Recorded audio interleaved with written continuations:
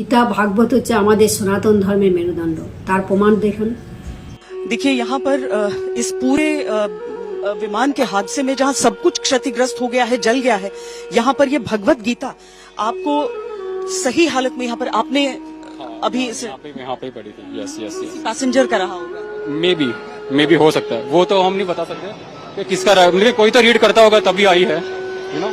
तो कहने का मतलब ये है कि इतनी गर्मी के अंदर भी मतलब 50,000 से ज्यादा लीटर होगा इसके यहाँ पे। और जो हादसे हुए, एक सेकंड में बता रहा हूँ, एक सेकंड। तो ये प्रभु बदा की भी फोटो है अंदर, ये भगवान गॉड की भी फोटो है, सारी की सारी फोटो सेफ रही है। কি আশ্চর্য ব্যাপার, প্লেন অ্যাক্সিডেন্টে এত লোক সবাই মারা গেল, কিন্তু গীতা রয়ে গেল অক্ষত। হয়তো অনেকে বলবে যে গীতাটা রয়ে কী হলো, এতগুলো মানুষের জীবন গেল, তো সেটা ঠিক কথা। তার লীলা বোঝার মতো ক্ষমতা আমাদের নাই। যা হচ্ছে সব ভগবানের ইচ্ছাতেই হচ্ছে। জন্ম মৃত্যু বিবাহ এ কেউ কিছু বলতে পারে না, কার কখন জন্ম, কার কখন মৃত্যু, কার কখন বিবাহ, কেউ কিচ্ছু এটা বলতে পারে না। সব ভগবানের লীলা। ভগবানের লীলা ছাড়া একটা গাছের পাতাও নড়বে না। আমি কথা বলছি, সেটাও ভগবানের লীলা।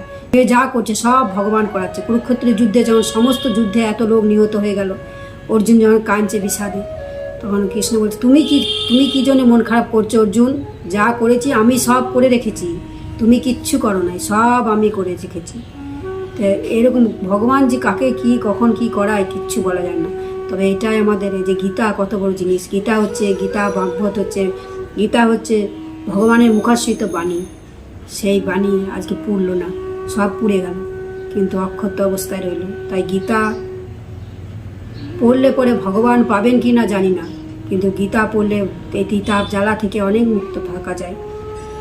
মানুষ যে ভেঙে যায় তার থেকে উঠে দাঁড়াতে পারে এই গীতার জন্য। গীতার যদি একটা সারমর্ম যদি কেউ পড়ে, সত্যিই সে বেঁচে যায়।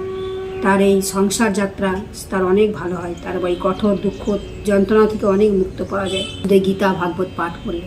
সংস্কৃত নাই বা উচ্চারণ কোথাও বলেনি যে সংস্কৃত উচ্চারণ করতে হবে। বাংলায় পাঠ করুন এক পাতা করে, সেটা উপলব্ধি করুন যে কী লেখা আছে, কী বলেছে। গীতা ভাগবতের কথাগুলো একটা বিশাল অমূল্য, মানে এর মতো মানে আর কিছু জগতে নাই। তাই এই কথাগুলোকে যদি কেউ অনুধাবন করে যদি এগিয়ে যেতে পারে বা এক পাতা করে যদি কেউ পড়ে, সত্যিই তার জীবন বদলে যাবে। তবে হ্যাঁ, এতগুলো লোক যে মারা গেলেন অ্যাক্সিডেন্টে, কার কি কর্মফল ছিল জানি না, কেনই বা মারা গেলেন, কী জন্য মারা গেলেন সেটাও জানি না। বা বিষ্ণু মহেশ্বর যার কৃপায় নেয় তার লীলা আমরা কি করে জানবো যে তার কি জন্যে কি হলো না হলো, আমরা কিচ্ছু জানি না। তাদের আত্মার শান্তির কামনা করি, তারা যেন ভগবানের চরণে যেন পৌঁছায়। নৈনং ছিদ্দন্তি শাস্ত্রাণি নৈনং দহতি পাবক ন চৈনং ক্লেদ অন্তপ ন শশয়তি মারুত। শাস্ত্র এই আত্মাকে কাটতে পারে না, অগ্নি দগ্ধ করতে পারে না, জল সিক্ত করতে পারে না, এবং বায়ুকে শুষ্ক করতে পারে না। তেমনই গীতা।